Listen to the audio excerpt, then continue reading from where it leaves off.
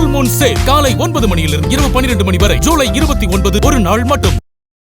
Satyavati madam பெயில பத்தி ஏதாவது பேசினாங்களா? நான் போய் மனு போட்டு அவரை பார்த்துட்டு வந்தேன் மாமா. அவர் என்ன சொல்லுவாரு, மனசுல இருக்கிற வேதனைய சொன்னா நான் வேதனைப்படுவேன்னு எல்லாத்தையும் மறைக்கிறாரு. நீ மட்டும் உன் மனசுல இருக்கிற வேதனையை அன்பு கிட்ட சொல்லுவியா? அப்படிதானே இருக்கும் அன்புவுக்கும்.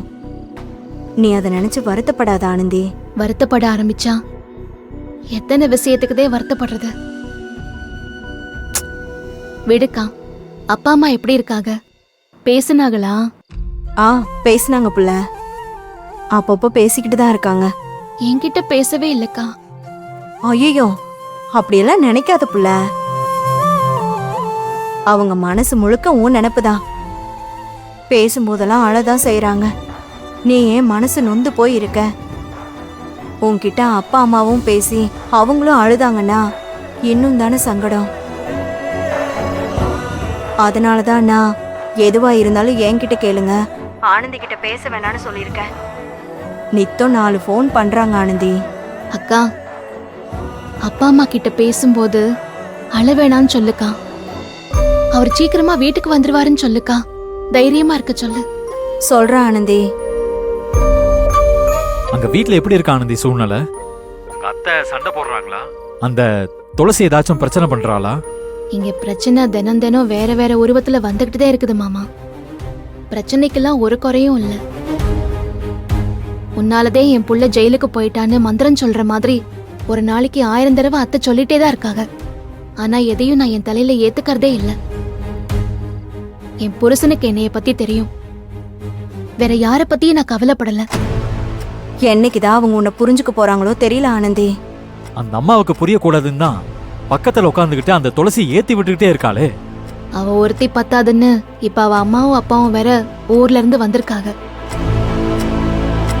அவங்க வந்த அன்னைக்கே சண்டதே. என்னைய வீட்டை விட்டு போன்னு மிரட்டினாங்க. ஐயோ, என்ன புள்ள சொல்ற?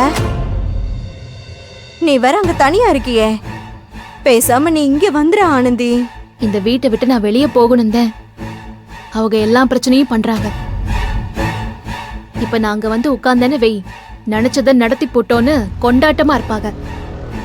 இப்ப நான் இங்கதான் இருக்கணும். கரெக்ட் தான் ஆனந்தி, நீ அங்கதான் இருக்கணும். அது உன் வீடு, உனக்கு அங்க எல்லா உரிமையும் இருக்கு. நீ அதை விட்டு கொடுக்கணும்னு அவசியமே இல்ல. என்னங்க நீங்க? ஆனந்தி தான் அப்படி பேசுறானா? நீங்களும் ஆனந்திக்கு சப்போர்ட் பண்ணி பேசிட்டு இருக்கீங்க. துளசியோட அப்பா அம்மா எல்லாம் என்ன வேணாலும் செய்வாங்க, அவங்கள விடுங்க. அப்பா அம்மாவும் கூட இருக்கிற தைரியத்துல அந்த துளசி என்ன வேணாலும் செய்வா. அன்பு வேற அங்க இல்லங்க. இல்ல கோகிலா, நீ நினைக்கிற மாதிரிலாம் இல்ல. ஆனந்தி, நீ யார பத்தியும் பயப்படாத. இதே துணிச்சலோட இரு. அதையும் மீறி ஏதாச்சும் பிரச்சனைனா எங்களுக்கு போன் பண்ணு, நாங்க இருக்கோம்ல உனக்கு. இந்த வார்த்தை போதும் மாமா. இதுக்கு மேல என்ன வேணும்? எனக்கு எந்த பயமும் இல்ல. என் அன்பு சீக்கிரமா வெளியே வரணும். அதை தவிர எனக்கு வேற எந்த எண்ணமும் இல்ல. எதை பத்தியும் கவலையும் இல்ல. இங்க பாரு ஆனந்தி, உன் எண்ணமே சகலைய சீக்கிரமா வெளியில கூட்டிட்டு வந்துடும். நீ தைரியமா இரு. சரிங்க மாமா. சரி ஆனந்தி, நான் வைக்கிறேன், நீ தூங்கு. சரிக்கா.